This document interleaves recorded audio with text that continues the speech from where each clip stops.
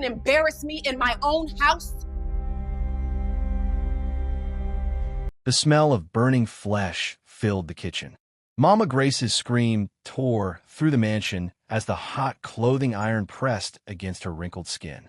Her hand, the same hand that had once pulled her drowning son from a lake, now trembled in agony.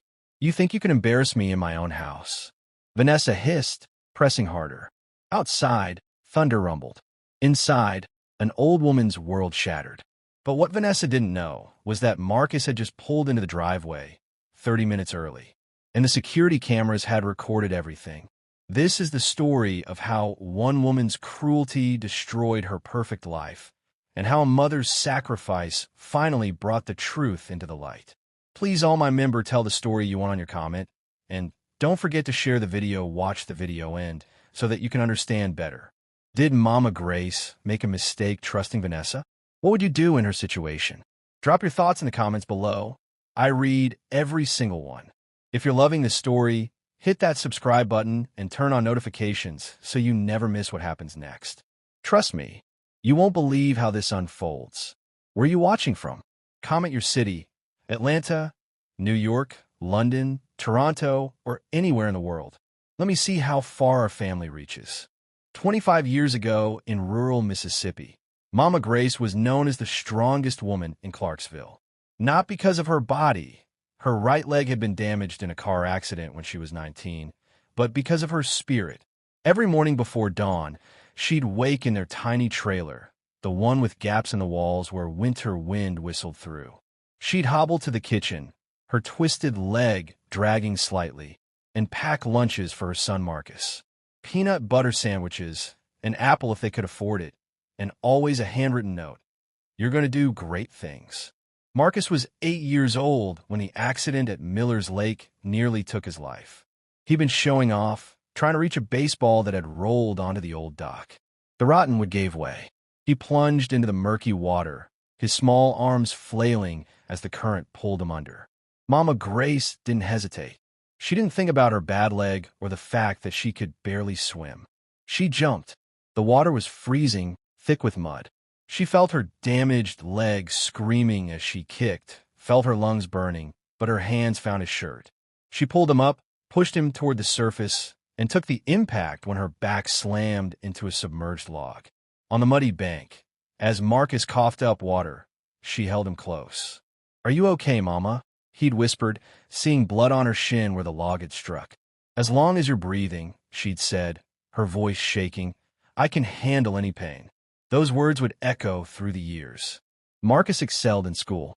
While other kids played video games, he taught himself coding on the library's old computers.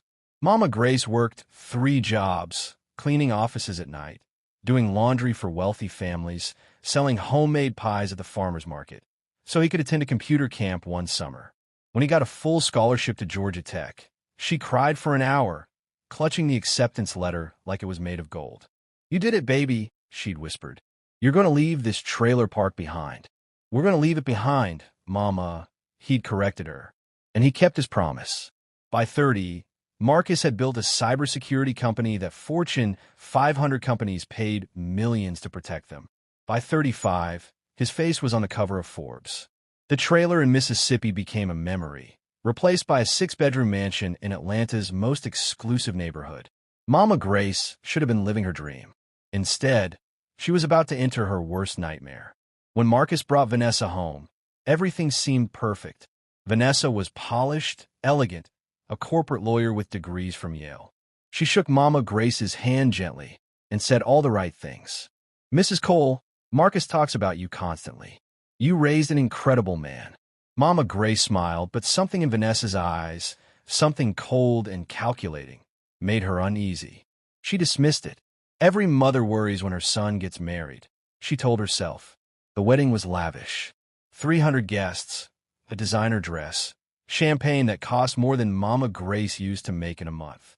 Marcus looked happier than she'd ever seen him. "Take care of my boy," Mama Grace had whispered to Vanessa during the reception. Vanessa's smile was dazzling. "Of course, and you'll live with us. You're family now." But the moment Marcus left for a business trip to San Francisco, that smile vanished like smoke. Vanessa stood in the doorway of Mama Grace's room on the mansion's first floor. The room Marcus had specially designed with grab bars and non-slip floors. "Let's get something straight," Vanessa said quietly. "This is my house now. You're here because Marcus feels guilty about where you came from. But don't mistake his guilt for power. You have none." Mama Grace's heart sank. "I just want to help." "Help?" Vanessa laughed coldly. "You can barely walk. The only help you'll be is staying out of sight when we have important guests. I won't have people thinking Marcus's mother is some crippled charity case." The word crippled hit like a slap. That night, Mama Grace lay in her comfortable bed in her beautiful room and cried silently. The mansion suddenly felt more like a prison than the tiny trailer ever had. The bruises started small. A purple mark on Mama Grace's forearm. A greenish shadow on her shin. Each time Marcus noticed, Vanessa had an explanation ready, delivered with perfect concern. She insisted on carrying the laundry basket downstairs. "I told her to wait for Rosa, our housekeeper, but you know how stubborn she is." Vanessa would place a caring hand on Marcus's shoulder. "I worry about her constantly." Marcus would turn to his mother with gentle exasperation. "Mama, please, let Rosa help you. That's why we hired her." Mama Grace would open her mouth to protest, to say that Vanessa had sent Rosa home early, that Vanessa had demanded she scrub the floors herself. But then she'd see the trust shining in her son's eyes, the absolute faith he had in his wife, and she couldn't bear to shatter it. "I'm just being stubborn," she'd say softly, the lie tasting like ash. "I'll be more careful." What Marcus didn't see were the moments when Vanessa's mask fell away completely. Like the afternoon when Mama Grace accidentally knocked over a vase while dusting, something Vanessa had insisted she do, even though they paid someone for that. The crystal shattered across the marble, 1,000 glittering pieces.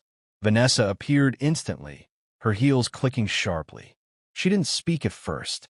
She just stared at the shattered vase, then at Mama Grace's trembling hands, then back at the vase. "That was from Milan," Vanessa said quietly. "Dangerously. It cost $12,000.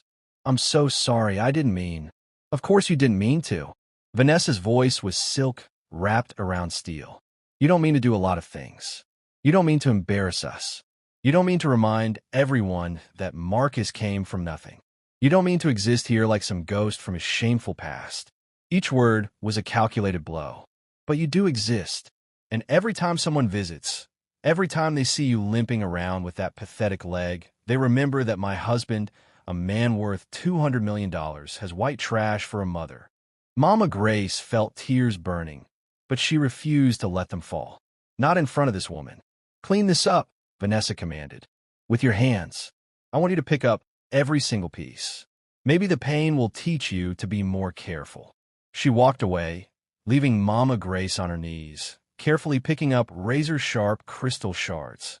By the time she finished, her fingers were bleeding in 6 places. That evening, Marcus came home to find his wife curled up on the sofa, eyes red as if she'd been crying. "Baby, what's wrong?" He rushed to her side. "I feel terrible," Vanessa whispered. "Your mother broke one of our wedding vases today, and I snapped at her. I didn't mean to, but I've been so stressed with the Henderson case, I took it out on her. I'm a horrible daughter-in-law." Marcus pulled her close. "You're not horrible. You're human. I'm sure Mama understands." "She does. She's so forgiving. Too forgiving." Vanessa buried her face in his shoulder. "I don't deserve her grace." The manipulation was flawless. When Marcus checked on his mother later, her hands were bandaged. "Just some small cuts," she explained. "I was careless. Vanessa told me what happened. She feels awful." Mama Grace looked at her son. How could she explain that his wife's tears were theater? That the woman he loved was slowly torturing her? She couldn't. Not without proof. Not without destroying his happiness. "She doesn't need to feel bad," Mama Grace said quietly. "I should be more careful." The pattern continued for months. Vanessa would demand impossible tasks, scrubbing all the bathrooms in the mansion, cooking elaborate 7-course meals, organizing the 3-car garage in the Atlanta heat. When Mama Grace's damaged leg couldn't keep up, Vanessa's cruelty would escalate. "Lazy," she'd hiss. "You lived off welfare for years. Now you're living off my husband's success, and you can't even earn your keep? She'd accidentally hide Mama Grace's walking cane, forcing her to crawl to the bathroom in the middle of the night. She'd serve dinner to Marcus and herself, leaving nothing for Mama Grace except whatever scraps remained. "We're having guests Saturday," Vanessa announced one morning. "Important clients. You'll stay in your room. I don't want anyone seeing you." "But Marcus wanted me to meet." "I don't care what Marcus wanted." Vanessa stepped closer, her voice dropping to a whisper. "You're an embarrassment. A reminder of everything he's tried to rise above. The only reason you're here is because he pities you. But his pity has limits, and you'd better pray you never reach them." Mama Grace spent that Saturday evening alone in her room, listening to laughter and music filtering through the walls. She heard Marcus telling a story about his childhood, heard the guests' sympathetic sounds. His mother sacrificed everything for him, she heard Vanessa say warmly. "She's resting now. The doctor says she needs quiet." More lies. Always more lies. That night, Mama Grace stood at her window, looking out at the manicured gardens, the pool with its underwater lights, the guest house Marcus had mentioned converting into an art studio for her someday. She was living in a paradise that felt like hell, and the worst was yet to come. Mama Grace's walking cane was more than just wood and rubber. It was her independence, her dignity, her ability to move through the world without crawling. It was custom-made, fitted to her exact height, with a padded grip that didn't hurt her arthritic hands. Marcus had ordered it from a medical supply company in Sweden, sparing no expense. On Tuesday morning, it vanished. Mama Grace woke at dawn as usual, her damaged leg already aching from the storm system moving through Atlanta. She reached for the cane she always kept beside her nightstand.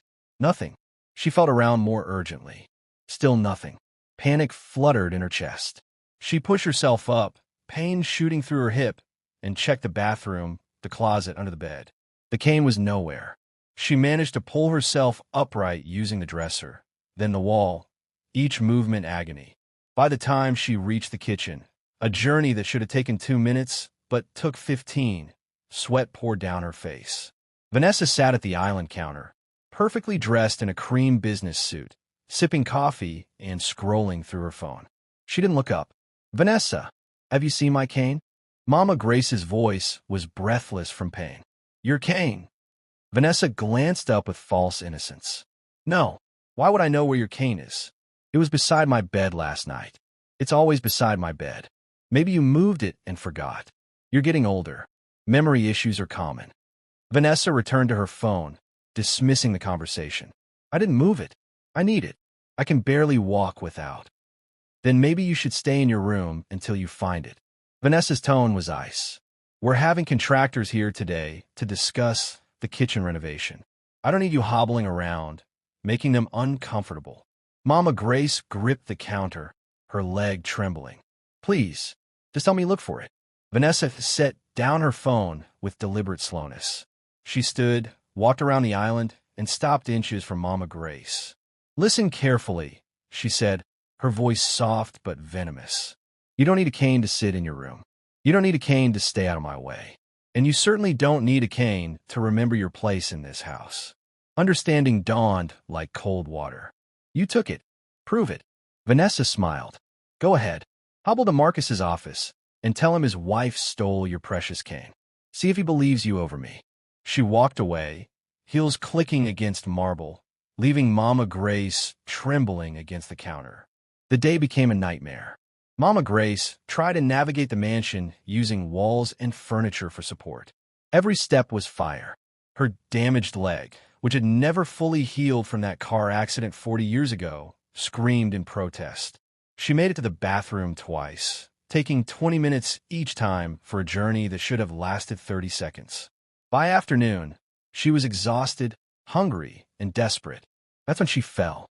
She'd been trying to reach the kitchen for water, using the hallway wall for balance. Her bad leg gave out.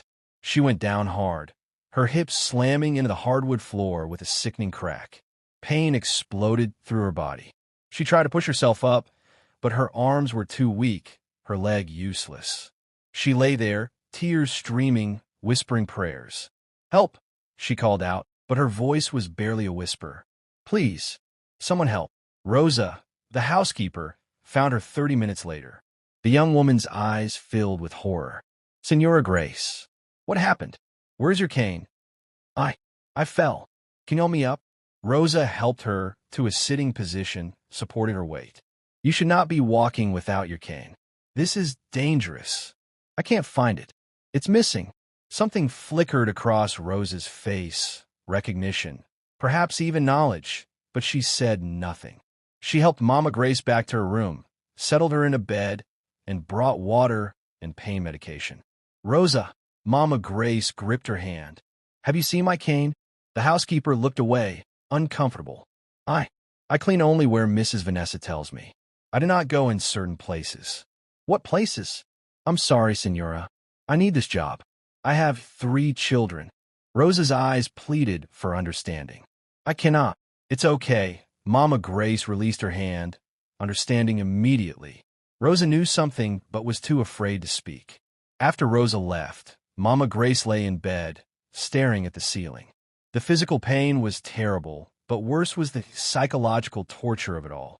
Vanessa had taken the one thing that allowed her basic mobility, and there was nothing she could do about it.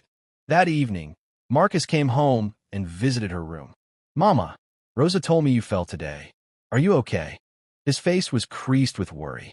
I'm fine, baby. Just clumsy. Where's your cane? You should be using it. I misplaced it. Marcus frowned. That doesn't sound like you. Vanessa, he called out. Have you seen Mama's cane? Vanessa appeared in the doorway, concern painted perfectly on her face. Oh no, is that why you fell? Grace, why didn't you tell me you lost it? I would have helped you look. The performance was flawless. We'll get you a new one tomorrow, Marcus decided. I'll have one delivered by morning. That's sweet, darling, Vanessa purred. But maybe Grace should learn to ask for help instead of being so prideful. The fall might have been a blessing, a wake-up call that she needs to slow down. Marcus nodded, buying every word. Mama, please. Let's take care of you.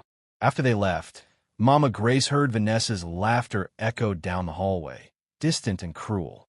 The next morning, a new cane arrived. It was identical to the old one. Mama Grace picked it up with trembling hands, grateful, but knowing the relief was temporary. Because 3 days later, that cane disappeared too. Then the replacement after that. And Vanessa's smile grew wider each time. Marcus had been planning the dinner party for weeks. The Hendersons were potential investors, old money for Boston, the kind of people who could take his company global. Everything had to be perfect. 8 courses, Vanessa announced, standing in the kitchen doorway. French cuisine. We're serving at 7. Mama Grace looked up from the small meal she was preparing for herself, canned soup and crackers. Rosa usually handles dinner parties. I gave Rosa the week off. Vanessa's smile was sharp. You'll cook. Vanessa, I can't cook French food. I don't know. You cooked for Marcus's whole childhood, didn't you? Surely you can manage one meal. Vanessa placed a stack of cooking magazines on the counter. Coco vin, ratatouille, bouillabaisse, duck confit, chocolate soufflé. The recipes are all here. Mama Grace felt panic rising. These dishes take hours. Some of them I've never even heard of. Then you'd better start learning. Vanessa checked her watch. It's 10 a.m. now. You have 9 hours. I suggest you don't waste time arguing. She left, her perfume lingering like poison in the air. Mama Grace stared at the recipes, her hands shaking. The instructions were full of French terms she didn't understand. Brunoise, mirepoix, beurre blanc. Even reading them made her head spin. But she had no choice. She began with the bouillabaisse, a fish stew that required filleting whole fish. Her arthritic fingers struggled with a knife. Twice she nearly cut herself. The kitchen heated up as she worked, sweat soaking through her dress. By 2 p.m., she'd only finished 2 dishes, and both looked nothing like the magazine photos. The ratatouille was too watery. The coq au vin had burned slightly on the bottom. Her legs screamed in pain from standing so long. She tried to sit periodically, but every time she did, she'd remember Vanessa's deadline and force herself back up. At 4, Vanessa swept through to inspect. She lifted a spoon, tasted the bouillabaisse, and spat it into the sink. This is garbage. I'm still learning. I just need more time. You don't have more time. Guests arrive at 7. Vanessa's eyes glittered dangerously. If you embarrass me tonight, you'll regret it. By 6:30, Mama Grace had somehow completed all 8 courses. They weren't perfect. The souffle had fallen slightly. The duck was overcooked, but they were done. She'd never been so exhausted in her life. Her leg had gone numb. Her hands cramped from gripping utensils. She could barely stand. Go to your room, Vanessa commanded. Clean yourself up. You look like a homeless person, but I should help serve. Absolutely not. I don't want the Hendersons seeing you like this. Vanessa wrinkled her nose. You smell like fish and sweat. Stay in your room until they leave. Marcus arrived home at 6:45, found his wife in a stunning red dress, and kissed her cheek. Everything looks amazing, he said, surveying the dining room. You've outdone yourself. I wanted tonight to be special. Vanessa's smile was radiant. Come, let's welcome our guests. In her room, Mama Grace sat on her bed, listening to the sounds of the party. Laughter, clinking glasses, conversations about stock portfolios and vacation homes in the Hamptons. Then she heard Mrs. Henderson's voice. Vanessa, this Coke au vin is exquisite. Where did you learn to cook like this? Oh, I picked up a few things living in Paris during law school, Vanessa said smoothly. French cuisine is really about patience and love. The guests cooed with admiration. Mama Grace pressed her hands to her mouth, suppressing a sob. She'd cooked for 7 hours straight, endured unimaginable pain, and now Vanessa was taking credit for everything. Around 9, she heard Marcus's voice rise slightly. Where's my mother? The Hendersons wanted to meet her. She wasn't feeling well, Vanessa said with practiced concern. Her arthritis has been flaring up. I insisted she rest. You know how she pushes herself. Maybe I should check on her. Darling, let her sleep. We can tell her all about tonight tomorrow. The conversation moved on. At 11, after the guests left, Marcus knocked softly on Mama Grace's door. She pretended to be asleep. He kissed her forehead and whispered, Thanks for being here, Mama. We couldn't have done this without you. If only he knew how true that was.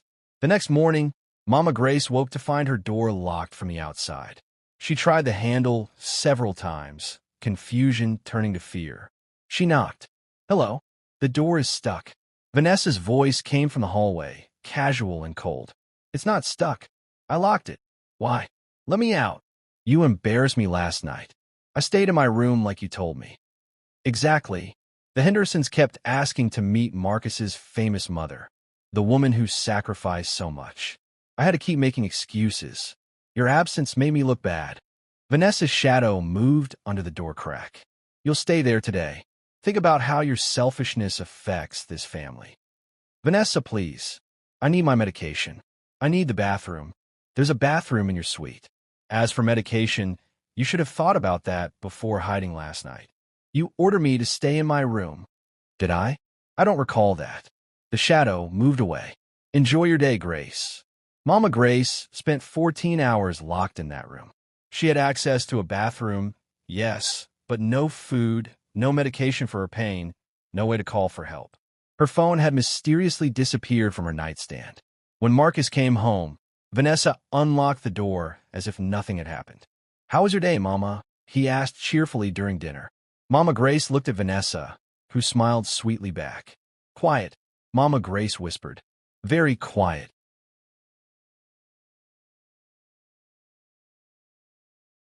Mama Grace had always believed that truth had its own power, that justice would eventually surface like oil on water. But she was learning a darker lesson. Truth means nothing if no one listens. The isolation grew more systematic. Vanessa began intercepting her phone calls. Mama Grace's old friends from Mississippi, the women she'd sold pies with at farmers markets, the church sisters who'd prayed her through hard times, gradually stopped calling. I don't understand, her friend Betty said during one of the few calls that got through. I've called 10 times. Vanessa keeps saying you're sleeping or at the doctor. I'm right here, Betty. I'm always here. She said you're getting forgetful, that you don't remember people anymore. The words hit like a physical blow. Vanessa was planting seeds, preparing a narrative. Crazy old woman losing her mind. Betty, I'm not forgetful. I'm being Vanessa appeared in the doorway, smiling. "Who's that, Grace?" Her voice was honey-sweet, with an undercurrent of threat. "It's Betty." Vanessa crossed the room and gently took the phone. "Betty? Hi, this is Vanessa. I'm so sorry, but Grace is having one of her confused days. The doctor says we shouldn't let her get overstimulated. I'll have her call you back when she's more lucid." "Okay. I'm right here." Mama Grace protested. "I'm not confused." Vanessa covered the phone's microphone. "If you make a scene, I'll tell Marcus you attacked me. Who do you think he'll believe?" The threat hung in the air, poisonous and real. After that, the phone call stopped entirely. Vanessa claimed the doctor recommended limiting social contact to reduce Mama Grace's anxiety and confusion. Marcus, buried in work, accepted the explanation without question. Then came the medication switch. Mama Grace took 3 prescriptions, one for her arthritis pain, one for high blood pressure, and one for her heart. She'd taken them religiously for 15 years. One morning, she noticed the pills looked different. "Vanessa, these aren't my usual medications." The pharmacy switched to generic brands. "They're the same thing, just cheaper." Vanessa set the pills on the counter. "Take them, but my doctor didn't mention." "Are you a doctor now? Just take the damn pills." Mama Grace swallowed them, uncertainty gnawing at her. Within a week, her symptoms changed. She felt drowsy all the time, dizzy, disconnected. Her thoughts moved through fog. Simple tasks, reading, following TV shows, became difficult. "Mama, are you feeling okay?" Marcus asked one evening. "You seem out of it." She tried to focus on his face, but exhaustion pulled at her. "I'm tired. Vanessa's been telling me you're sleeping 16 hours a day. Maybe we should adjust your medications." "Maybe," she mumbled, unable to form a complete argument through the haze. What she didn't know was that Vanessa had indeed switched her medications, but not to generic versions. She'd replaced the prescriptions with mild sedatives, enough to keep Mama Grace perpetually drowsy and confused, but not enough to cause obvious harm. The perfect crime. One afternoon, desperate for clarity, Mama Grace waited until Vanessa left for work. She used the wall for support and made her way to Marcus's home office. She'd write him a letter, put everything in writing. He'd have to believe her then. Her hand shook as she pulled out paper from his desk. She began to write. "Dear Marcus, I need to tell you the truth about what's been happening." She'd written 3 paragraphs when she heard the front door open. Vanessa had come back. Panic flooded her system. She tried to fold the letter, hide it, but her drug-fogged brain moved too slowly. Vanessa appeared in the doorway. "What are you doing in here?" "I was just..." Mama Grace clutched the letter. Vanessa crossed the room in 3 strides and snatched the paper. Her eyes scanned it quickly, her expression darkening with each line. "You were going to lie to my husband." "It's not lies. It's the truth. You've been hurting me, drugging me." Vanessa laughed, a sound like breaking glass. She held the letter over the desk paper shredder and pressed the button. The machine whirred to life, pulling the paper through its teeth, destroying Mama Grace's words into confetti. "Go ahead," Vanessa said quietly. "Tell Marcus. Use your words." "Oh, wait. You can barely form complete sentences anymore, can you? Those medications really do make you seem senile." Mama Grace felt tears streaming. "Why are you doing this?" "Because I can." Vanessa leaned close. "Because Marcus loves me more than he'll ever love you. Because you're a reminder of everything he's risen above: poverty, struggle, weakness. You're the past. I'm his future. He's my son. He's my husband. And in his world, I matter more." That night, Marcus found his mother crying in her room. "Mama, what's wrong?" She looked at him. Her boy, her baby, the child she'd nearly died saving. How could she make him see? How could she break through his blind faith? "I miss Mississippi," she said instead. "A truth, if not the truth." "We can visit any time you want," he promised, kissing her forehead. "You just say the word." But they both knew they never would. Vanessa had won this round, and the next and the next. She'd systematically stripped away Mama Grace's voice, her credibility, her connections to the outside world. All that remained was her body, her physical presence that Vanessa couldn't erase. Not yet. But the iron heating up in the kitchen suggested that even that was about to change. Storm clouds gathered over Atlanta on Thursday afternoon, turning the sky the color of old bruises. Inside the mansion, tension crackled like static electricity. Vanessa had guests arriving for drinks at 6, partners from her law firm, people she wanted to impress. She'd spent the morning arranging flowers, plumping cushions, making everything perfect. Everything except one problem: Mama Grace. "I need you to cook appetizers," Vanessa announced at 2 p.m., stuffed mushrooms, bruschetta, bacon-wrapped dates, and those little phyllo cups with spinach. Mama Grace sat at the kitchen table, her bad leg propped on a chair. The sedatives Vanessa had been giving her made everything feel underwater. "I don't think I can today. My leg is very painful. I don't recall asking if you could." "I said you will." "Vanessa, please. You know what your problem is?" Vanessa's voice dropped to something venomous. "You've never understood gratitude. My husband pulled you out of a trailer park and gave you a mansion, and you can't even cook a few appetizers? I've cooked every meal in this house for 6 months. And you've eaten every meal too. Rent-free. That's called being a parasite." The word struck like a slap. Parasite. That's how Vanessa saw her. Not as Marcus's mother. Not as a human being who'd sacrificed everything, but as something feeding off their success. Mama Grace stood slowly, painfully, and began cooking. Her hands trembled as she chopped vegetables. The medication made her coordination poor. She nearly cut herself twice. The kitchen grew hot, sweat beading on her forehead as she worked the stove.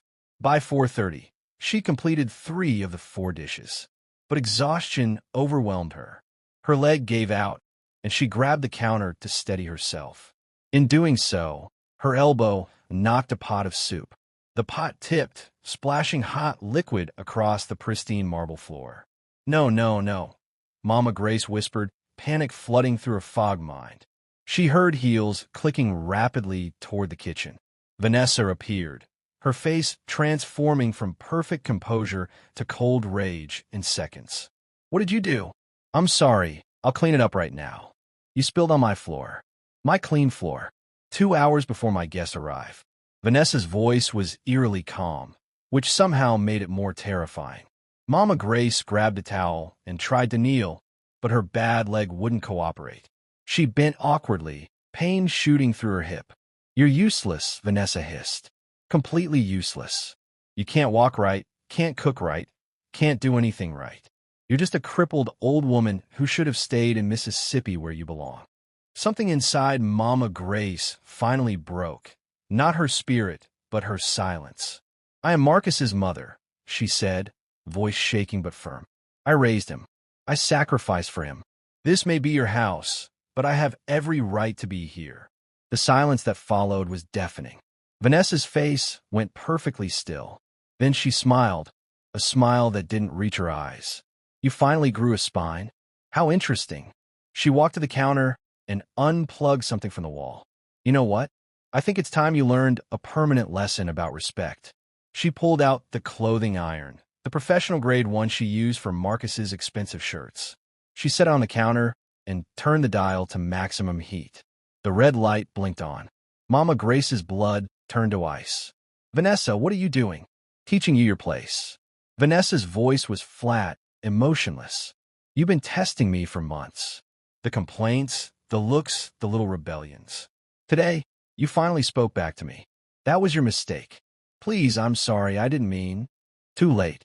The iron heated quickly, waves of heat shimmering above it like a mirage. Vanessa picked it up, testing its weight. Mama Grace tried to back away, but her leg failed her. She stumbled, catching herself against the refrigerator. "You think you matter in this house." Vanessa advanced slowly, deliberately. "You think Marcus cares about you more than me? Let me show you exactly how much power you have." She grabbed Mama Grace's wrist with surprising strength. "No, please. Vanessa, I'm begging you. Beg all you want. No one can hear you. No one's coming to save you." Mama Grace struggled, but the medications, her damaged leg, her age, everything worked against her. Vanessa forced her arm down onto the kitchen counter. "This is my house," Vanessa said, her face inches away. My husband. My life. You're just a ghost from his past that I'm finally erasing. She pressed the glowing iron against Mama Grace's wrist. The pain was beyond description, beyond thought, beyond anything human should endure. The scream that tore from Mama Grace's throat was primal, animal, a sound of pure agony that seemed to shake the walls. The smell of burning flesh filled the kitchen, acrid, sickening, unforgettable. Vanessa held it there for 5 seconds. 5 seconds that felt like eternity. When she finally lifted the iron, Mama Grace's wrist was a horror of blistered, blackened skin. The old woman collapsed to the floor, cradling her ruined arm, sobbing uncontrollably. "Look at that," Vanessa said calmly, examining the iron. "You got skin on my iron. You need to clean that later." She set it back on the counter, unplugged it, and walked to the sink to wash her hands as if she'd just finished a mundane chore. Mama Grace lay curled on the cold marble, her body convulsing with shock and pain. Tears streamed down her face. She couldn't speak, couldn't think, could only exist in the overwhelming agony. "I have guests arriving in an hour," Vanessa said, drying her hands on a towel. "Stay in your room. If you come out, if you make a sound, I'll tell Marcus you attacked me and burned yourself in the struggle.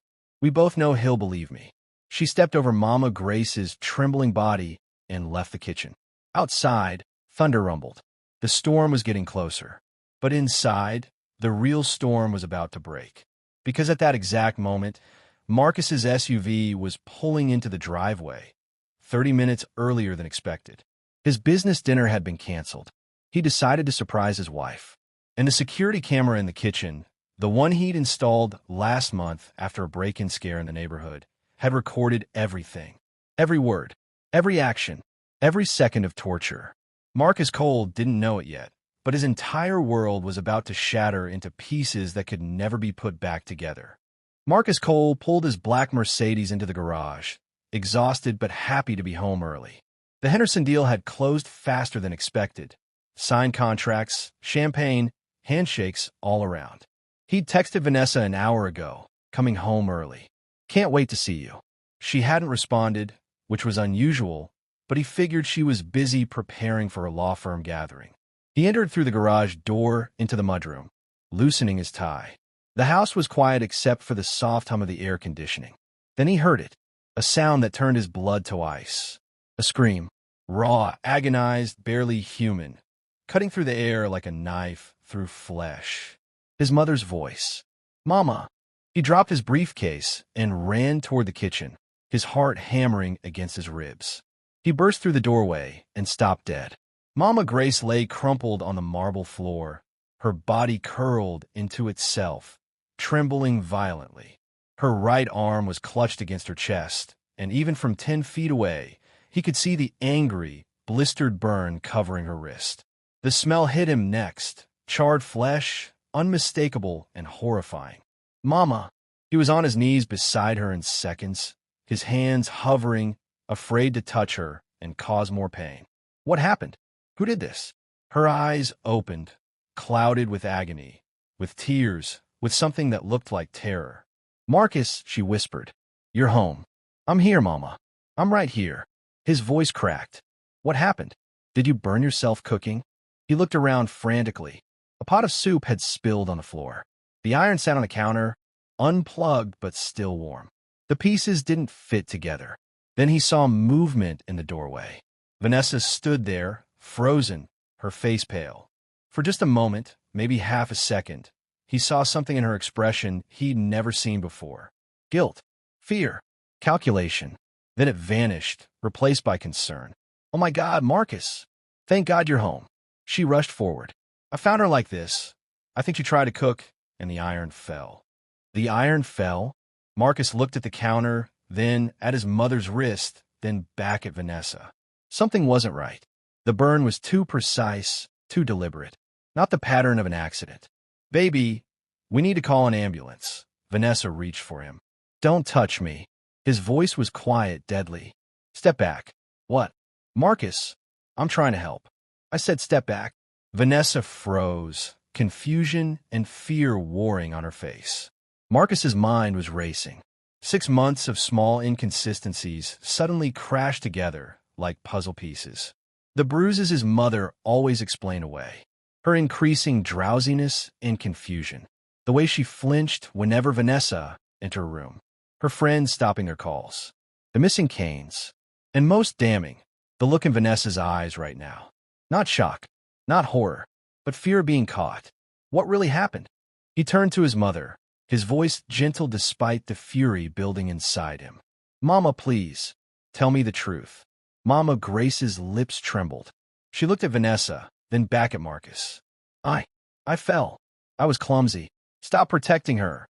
Marcus's voice cracked like a whip. Stop protecting everyone but yourself. What happened? Tears streamed down her face. She was angry about the soup. She said I needed to learn respect. She took the iron and her voice broke into sobs.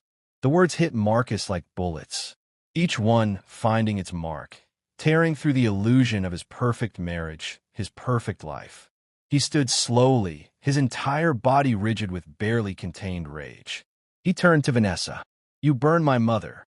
No. She's confused, Marcus. Those medications make her. What medications? Vanessa faltered. Her prescriptions. You know she takes. I handle her prescriptions. Through the pharmacy app. I get notifications every time they're filled. His voice dropped to something dangerous. What medications did you give her? Silence. Marcus pulled out his phone, his hands shaking with fury. I'm calling the police. Marcus, wait.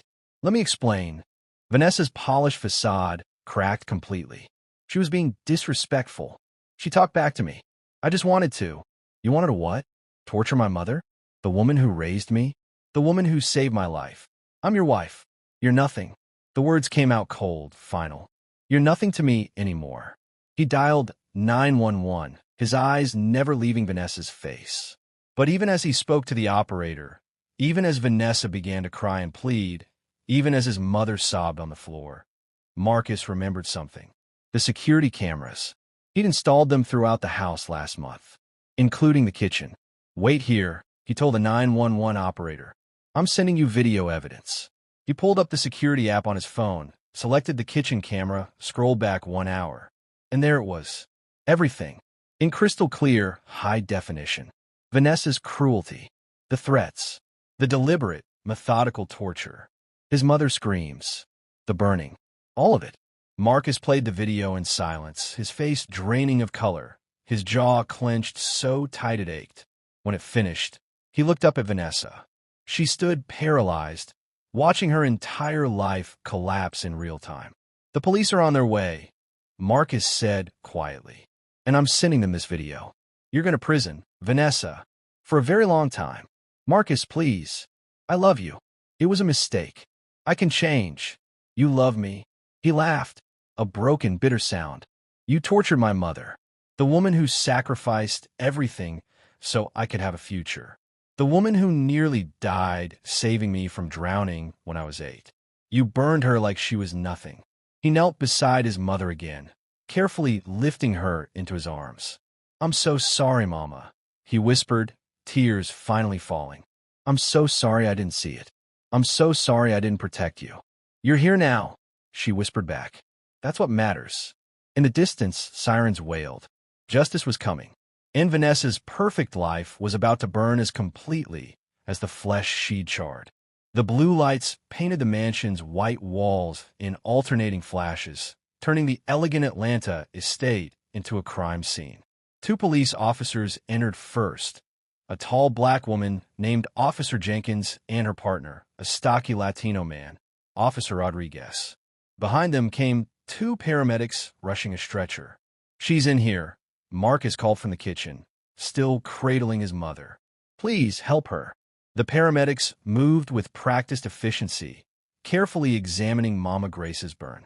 Their faces remained professional, but Marcus saw their eyes widen at the severity. This is a 3rd-degree burn, the female paramedic said quietly. Ma'am, we need to get you to Grady Hospital immediately. This requires specialized treatment. I'm going with her, Marcus said firmly. Sir, we need you to stay for questioning. Officer Jenkins said gently but firmly. We understand this is difficult, but I have video evidence. Marcus's voice was steel. Everything that happened is recorded. That got their attention. While the paramedics carefully loaded Mama Grace onto the stretcher, Marcus pulled up his security app again. Officer Jenkins and Rodriguez watched the footage in silence. Marcus watched their faces change. Shock, disgust, anger. Where's your wife now? Jenkins asked, her voice tight. Upstairs, probably trying to pack a bag. Marcus's laugh was bitter. She's a lawyer. She knows what's coming. They found Vanessa in the master bedroom, frantically throwing clothes into a suitcase. She jumped when the officers entered. Mrs. Cole, we need you to come with us, Officer Rodriguez said. I'm not going anywhere. This is my house. I have rights. Vanessa Marie Cole, Officer Jenkins interrupted, pulling out handcuffs. You're under arrest for aggravated battery, elder abuse, and assault with a deadly weapon. You have the right to remain silent. No, Marcus, tell them. Vanessa's voice turned shrill. Tell them it was an accident. Tell them she provoked me. Marcus appeared in the doorway, his face a mask of cold fury. She provoked you, he repeated slowly. My 70-year-old mother with a disabled leg provoked you into pressing a hot iron onto her skin for 5 seconds. She disrespected me. In my own home. My home, Marcus corrected, his voice dropping to something dangerous. The deed is in my name. You own nothing here. You're nothing here. And by tomorrow morning, every attorney in Georgia will know exactly what you did. Vanessa's face crumpled as the reality hit her. Her legal career, over. Her marriage, destroyed. Her freedom, gone. The handcuffs clicked shut around her wrists. I loved you, she whispered as they led her away. No, Marcus said quietly. You love what I could give you. There's a difference. He watched them put her in the police car, watched the red taillights disappear down the driveway, and felt nothing. No sadness, no regret, just a cold, empty space where his marriage used to be. Then he got his car and drove to Grady Hospital. Mama Grace was in surgery for 2 hours. They had to debride the burned tissue, apply skin grafts, and treat her for shock and dehydration. Marcus sat in the waiting room, his head in his hands, replaying every moment he'd missed. Every time his mother had tried to tell him something and he'd been too distracted. Every bruise he'd accepted Vanessa's explanation for. Every lie he believed, because it was easier than confronting the truth. Mr. Cole, a doctor in blue scrubs approached. Your mother is out of surgery. She's stable, but she'll need to stay here for at least a week. The burn was severe, and at her age, healing will take time. Can I see her? She's sedated, but yes. Room 407. Marcus entered the hospital room quietly. His mother looked so small in the bed, surrounded by machines, her arm wrapped in thick white bandages, and 4 drip fed in her other arm. He sat beside her and took her unbandaged hand gently. I'm sorry, Mama, he whispered. I brought a monster into our lives. I was so blind, so stupid. I should have protected you. Her eyes fluttered open, groggy from medication, but aware. You're here, she whispered. That's what matters. I'm always going to be here from now on. I promise. No more business trips. No more distractions. Just you and me like it used to be. A weak smile crossed her face. Just you and me. They sat in comfortable silence, watching the Atlanta sunset paint the sky orange and gold through the hospital window. Marcus's phone buzzed. His lawyer. Marcus, I filed emergency divorce proceedings. I'm also pursuing a restraining order and pressing criminal charges to the fullest extent. With that video evidence, Vanessa's looking at 5 to 10 years minimum. Good. There's something else. I did some digging. Your mother's medical records show she was prescribed sedatives she doesn't need. Vanessa was drugging her to make her seem senile. Marcus closed his eyes, new waves of rage washing over him. Add that to the charges. Already done. Also, several of your mother's friends have come forward saying Vanessa blocked their calls and told them your mother had dementia. We're building a pattern of systematic abuse and isolation. How long until trial? 6 months, maybe. But Marcus, with this evidence, she'll likely take a plea deal.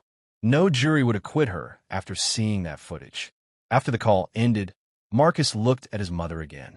She'd fallen back asleep, her breathing steady and peaceful for the first time in months. He thought about his childhood, about the way she'd worked 3 jobs to feed him, about the day she'd jumped into Miller's Lake without hesitation to save him, about every sacrifice she'd made so he could have opportunities she'd never had. And he'd repaid her by bringing an abuser into her life. Never again, he whispered. I swear to you, Mama, never again. Outside the window, the storm clouds that had threatened all day finally broke. Rain hammered against the glass, washing the city clean. Inside the hospital room, a son kept vigil over his mother and slowly, painfully, began the process of healing. 1 week later, Mama Grace sat in Marcus's home office, the one room Vanessa had never controlled. The bandages on her wrist had been changed to lighter dressings, though the pain still flared with every movement. Marcus had transformed the mansion in 7 days. Every trace of Vanessa was gone. Her clothes donated, her photos removed, her presence erased like she'd never existed. He'd hired a new housekeeper, Maria, a kind grandmother from Colombia who spoke limited English, but whose gentle smile needed no translation. Most importantly, he'd stopped giving his mother the pills Vanessa had substituted. Within 3 days, the fog lifted from Mama Grace's mind. She could think clearly again, speak without fumbling for words, move without the dragging exhaustion. How do you feel today, Mama? Marcus asked, bringing her tea. Clear, she said. For the first time in months, I feel clear. He sat across from her, and for a long moment, they just looked at each other. Tell me everything, Marcus said quietly. I need to hear it all. Every moment I missed, every sign I ignored. Please. So Mama Grace told him. She told him about the first bruise and Vanessa's perfectly crafted lies. About the scrubbing floors on her damaged knees. About the missing canes, all 4 of them, hidden in Vanessa's closet where Marcus later found them. About being locked in her room during the dinner party. About the medications that stole her clarity. She told him about the words, parasite, cripple, white trash, dropped like poison day after day until she'd almost believed them herself. Marcus listened, his jaw clenched, tears sliding down his face. Why didn't you tell me? His voice broke. Why did you protect her? Because you loved her. Because I saw how happy she made you. Or how happy I thought she made you. Mama Grace reached across with her good hand and touched his face. Because I'm your mother, and mothers protect their children. Even when they're grown. Even when it costs us everything. But I should have been protecting you. You didn't know what to look for, baby. Abusers like Vanessa, they're skilled. They know how to manipulate, how to isolate, how to make you doubt reality itself. She paused. But you did protect me. The moment you knew the truth, you didn't hesitate. You chose me. That's what matters. Marcus took her hand carefully, mindful of the bandages. I'll spend the rest of my life making this right. You don't have to make anything right. You just have to be here. That's all I've ever wanted. Over the next few weeks, the legal system ground forward. Vanessa's law firm terminated her immediately.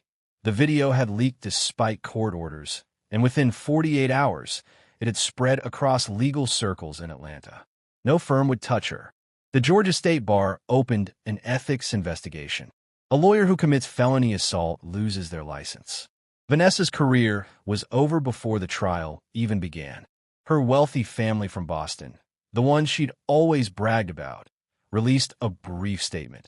We are horrified by these allegations and fully support law enforcement. Vanessa's actions do not reflect our family's values. Then they cut her off financially. She tried to sell her story to tabloids, but Marcus's legal team got injunctions. She tried to claim she was the victim of an abusive marriage, but the video evidence demolished that narrative. Finally, her public defender advised her to take the plea deal. 8 years in prison, eligible for parole after 5, Marcus's attorney explained over the phone, plus permanent restraining order, mandatory anger management, and psychological counseling, and she has to pay for all of your mother's medical expenses. Is 8 years enough? Marcus asked. For what she did? No, but it's guaranteed, and it means your mother doesn't have to testify and relive the trauma. Marcus consulted with Mama Grace. They agreed to the plea. On the day of sentencing, Marcus and Mama Grace sat in the courtroom. Vanessa looked nothing like the polished lawyer who'd once commanded respect. She wore an orange jumpsuit, her hair unwashed, her eyes red and hollow. Judge Patricia Morrison was a black woman in her 60s, with gray hair and eyes that had seen too much human cruelty. "Mrs. Cole," she began, "I've reviewed the evidence in this case. I've watched the video, and I want to be clear, what you did wasn't a moment of anger. It wasn't a mistake. It was calculated, deliberate torture of a vulnerable elder." Vanessa kept her eyes down. "You systematically isolated your victim. You drugged her to make her seem incompetent. You gaslit your husband and made him doubt his own mother. And then you inflicted severe physical harm as punishment for the crime of existing." The judge paused, her voice hardening. "This court sentences you to 8 years in the Georgia State Women's Prison, with eligibility for parole after 5 years served. You will have no contact with the victims. You will undergo mandatory psychological treatment, and you will live with what you've done." The gavel struck. Vanessa was led away in chains. She didn't look back. Outside the courthouse, reporters swarmed. Marcus shielded his mother, guiding her to the car. "Mr. Cole, how do you feel about the sentence? What message does this send about elder abuse? Will you divorce your wife?" Marcus stopped and turned to face the cameras. When he spoke, his voice was calm but firm. "Elder abuse is a hidden epidemic. It happens in wealthy homes and poor ones. It happens to people who sacrificed everything for their children. My mother nearly died because I was too blind to see what was happening in my own home." He paused. "To anyone out there suffering in silence, speak up. Keep speaking up until someone listens. And to the family members, pay attention. Really look at your loved ones. Ask hard questions. Don't accept easy answers." He helped his mother into the car, and they drove away, leaving the circus behind. That evening, they sat on the back porch of the mansion, watching fireflies dance in the garden. Maria had made chicken soup. Not fancy French cuisine, just simple, comforting food. "What happens now?" Mama Grace asked. "Now we heal," Marcus said. "And I'm stepping back from the company, promoting my VP to CEO. I'm going to work from home, build the life I should have been living all along." "You don't have to do that for me. I'm not doing it for you. I'm doing it for us. For me. Because somewhere along the way, I forgot what actually matters." Mama Grace smiled and rested her head on his shoulder. They sat in comfortable silence as the sun set over Atlanta, painting the sky in shades of purple and gold. The burn on her wrist would leave a scar. Some wounds do, but scars are proof of survival. Proof that you endured something terrible and came out the other side. And sometimes, Mama Grace thought, the scars remind us what really matters. Truth, justice, and the people who love you even when the world turns dark. 6 months after Vanessa's sentencing, Marcus and Mama Grace stood in front of a modest brick house in a quiet Atlanta suburb. Not the mansion in the wealthy enclave, but something smaller, warmer, more like a home. "Are you sure about this?" Mama Grace asked. "That mansion cost you millions." "I sold it," Marcus said simply. "Every room reminded me of what I let happen to you. This house is ours, a fresh start."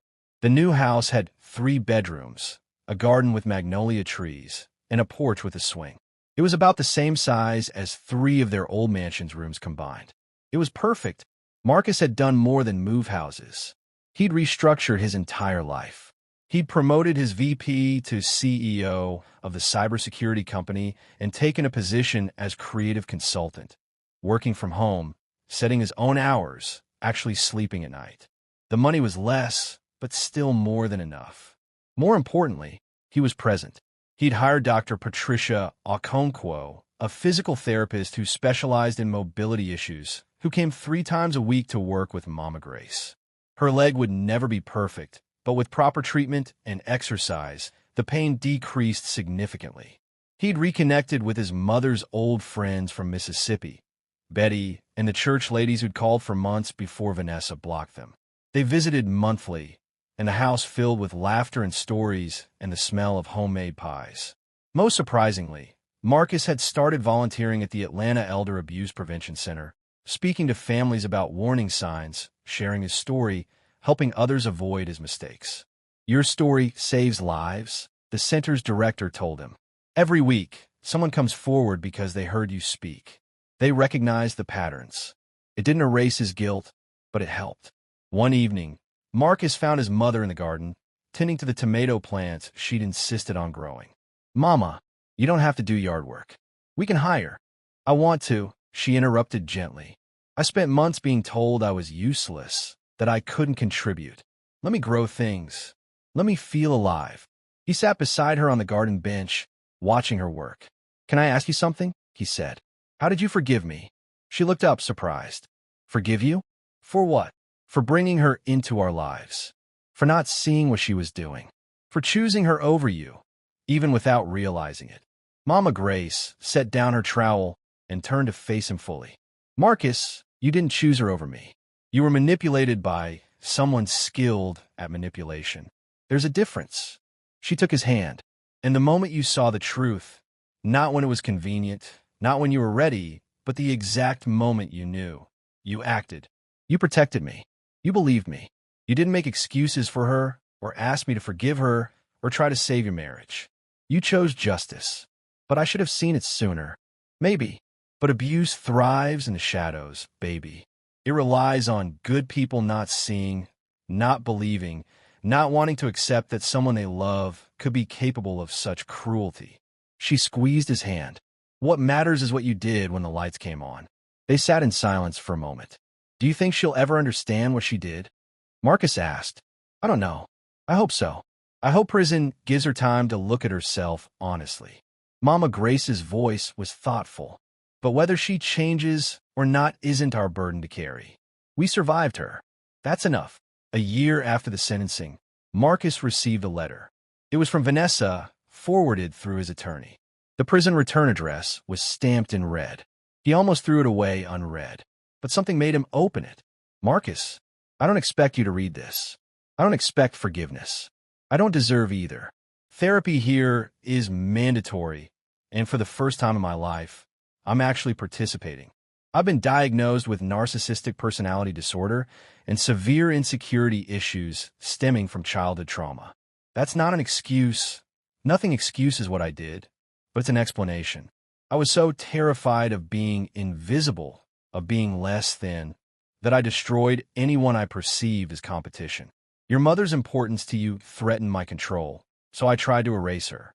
I took a woman who survived poverty, disability, and single motherhood, a woman who should have been my hero, and I tortured her because I'm broken inside. I'm not writing to ask for anything. I'm writing to say I'm sorry. To her, to you, and to the person I could have been if I'd gotten help before I destroyed lives. I hope your mother has healed. I hope you both have found peace. I'll spend the rest of my life trying to understand the monster I became." "Vanessa." Marcus read it twice, then showed it to his mother. "What do you think?" he asked. Mama Grace was quiet for a long time. "I think she's starting to see the truth. That's more than most abusers ever do." She folded the letter. "But seeing the truth and changing are different things. I hope she changes. For her sake, not ours. Do you forgive her?" "I'm working on it. Forgiveness isn't for her. It's for me. So I can let go of the anger and fear." She smiled sadly. "But forgiveness doesn't mean forgetting. And it doesn't mean giving her another chance to hurt us. She'll never get that chance. I promise you." "I know, baby. I know." 2 years after the incident, Mama Grace celebrated her 73rd birthday. The house was full of people. Marcus, Maria, the housekeeper, who'd become family, Dr. Okonkwo, the physical therapist, Betty, and the Mississippi church ladies, some of Marcus's colleagues, and neighbors from their new community. There was no fancy catering, no expensive wine, no pretension. Just fried chicken, potato salad, cornbread, and a homemade chocolate cake.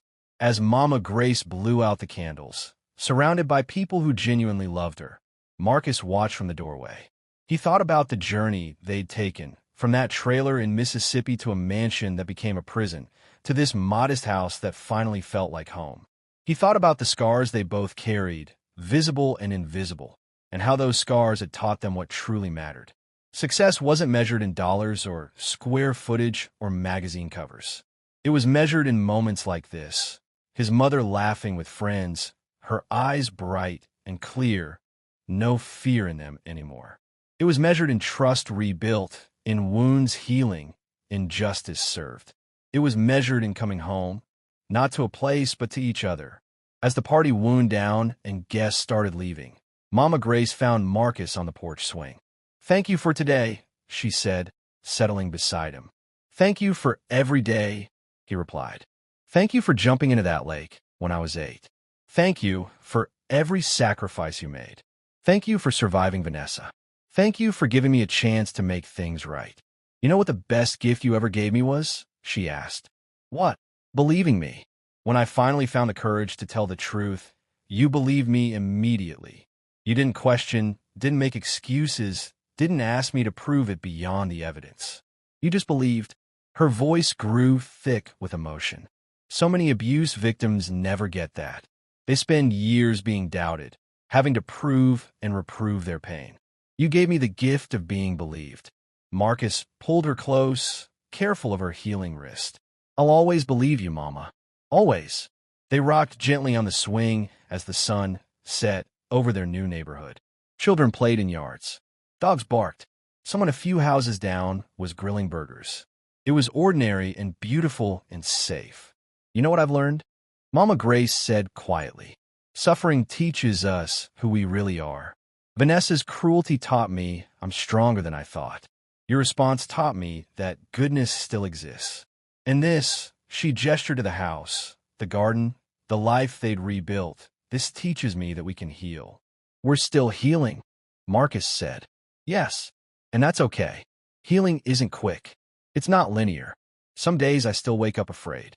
Some days you still carry guilt. But we're doing it together, and that makes all the difference." As the stars began appearing in the darkening sky, they sat in comfortable silence. Mother and son, survivor and protector. Two people who'd been through hell and come out the other side. Not unchanged. Trauma leaves marks that never fully fade, but unbroken. And sometimes, that's the greatest victory of all. Epilogue. 5 years after Vanessa's sentencing, the story came full circle in an unexpected way. Marcus received a call from the Atlanta Elder Abuse Prevention Center. A young lawyer named Jennifer wanted to speak with him. She'd seen his advocacy work and had a proposal. They met at a coffee shop downtown. Jennifer was nervous, clutching her portfolio. "Mr. Cole, I want to start a nonprofit focused on elder abuse prevention. Legal aid, support groups, education programs. I've seen too many cases like your mother's, too many seniors suffering in silence." "That's ambitious," Marcus said. "What do you need from me?" "Funding, primarily, but also your story, your platform. You've become the face of elder abuse awareness in Georgia. With your support, we could actually make systemic change." Marcus thought about his mother, about the 6 months she'd suffered alone, about all the other mothers and fathers and grandparents currently suffering in silence. "I'm in," he said. "Let's do it." The nonprofit launched 6 months later. The Grace Foundation, named for Mama Grace with her permission. It provided free legal representation for elder abuse victims, ran support groups, created educational materials for families, and lobbied for stronger protective legislation. Mama Grace became involved too, speaking at events, sharing her story, becoming a symbol of survival and strength. "If my pain can prevent even one person from suffering like I did," she told an audience at their first fundraiser, "then it wasn't meaningless. Pain can become purpose if we let it." The foundation grew. Within 3 years, they'd helped hundreds of families, passed 2 new state laws strengthening elder abuse penalties, and created a model that other states began adopting. Marcus thought about Vanessa sometimes, still serving her sentence in a Georgia prison. He wondered if she followed the news, if she knew that the woman she'd tried to destroy had become a force for change. He wondered if she understood the irony. Her cruelty had sparked a movement that would protect countless elderly people from abusers just like her. Final scene. 10 years after the iron burned her wrist, Mama Grace stood at a podium in the Georgia state capitol. The governor was about to sign the Elder Protection Act, landmark legislation that mandated reporting, created stronger penalties, and provided resources for victims. Mama Grace had been invited to speak. She looked out at the crowd. Lawmakers, advocates, survivors, families. And there, in the front row, her son Marcus, beaming with pride. "My name is Grace Cole," she began, her voice strong and clear. 10 years ago, I was tortured in my own son's home by someone we trusted. I was isolated, drugged, gaslit, and ultimately burned with a hot iron. The room was absolutely silent. I'm not sharing this for sympathy. I'm sharing it because my story is not unique. Right now, in homes across this state and country, elderly people are being abused. They're being hurt by family members, caregivers, and people they depend on. And most suffer in silence. She paused, looking at the scar on her wrist, faded now but still visible. This scar reminds me of the worst day of my life. But it also reminds me that I survived. That truth prevailed. That justice, though slow, eventually came. She raised her voice. And this legislation we're signing today means that future victims won't have to wait as long as I did. It means they'll have resources, protection, and a society that actually believes them. Applause filled the chamber. The governor signed the bill, using multiple pens so they could be given as keepsakes. He handed the first one to Mama Grace. After the ceremony, as they walked to the car, Marcus put his arm around his mother. "I'm proud of you, Mama. Look at what you've built from that pain." "We built it," she corrected. "You and me. Like we've always done, together." They drove home through Atlanta traffic, talking about dinner plans and the garden and whether they should adopt the stray cat that kept appearing on their porch. Ordinary conversation. Normal life. The kind of peace that seems simple but is actually a miracle when you've survived hell. That night, before bed, Mama Grace wrote in the journal her therapist had encouraged her to keep. "Today I helped pass a law that will protect people like me. Today I stood in the Capitol and told my truth without fear. Today I looked at my scar and felt not shame, but strength." Vanessa tried to break me. She tried to erase me. Instead, she revealed my power, the power to survive, to speak, to create change. I forgive her, not because she deserves it, but because I deserve peace. And I've finally found it. She closed the journal and looked out her bedroom window at the stars, the same stars that had shone during that terrible storm 10 years ago. The same stars that had witnessed her pain. But now they witnessed her triumph. She turned off the light and went to sleep, safe and loved in the home she'd helped build. And in the morning, she'd wake up and keep building. Keep speaking, keep healing, keep proving that even the worst cruelty cannot destroy a mother's love or a survivor's strength. Because that's what survivors do. They don't just endure the fire. They rise from the ashes and build something beautiful. The end. And that's the end of Mama Grace's journey. From victim to survivor to advocate, this is what healing looks like. Subscribe to this channel for more powerful stories about resilience, justice, and the strength of the human spirit. Comment below, what's the biggest lesson you took from this story? Like this video if it touched your heart. And share it widely, because someone in your life might be suffering in silence right now, and this story could be the thing that helps them find their voice. Remember, abuse thrives in darkness.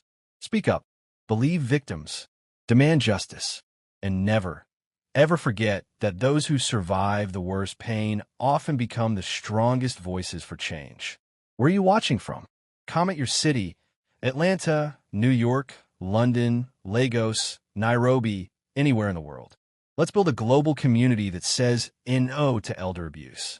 Thank you for joining me on this journey. Until next time, stay strong, stay kind, and remember, family is everything. Protect those who once protected you. Peace and love, family. See you in the next story.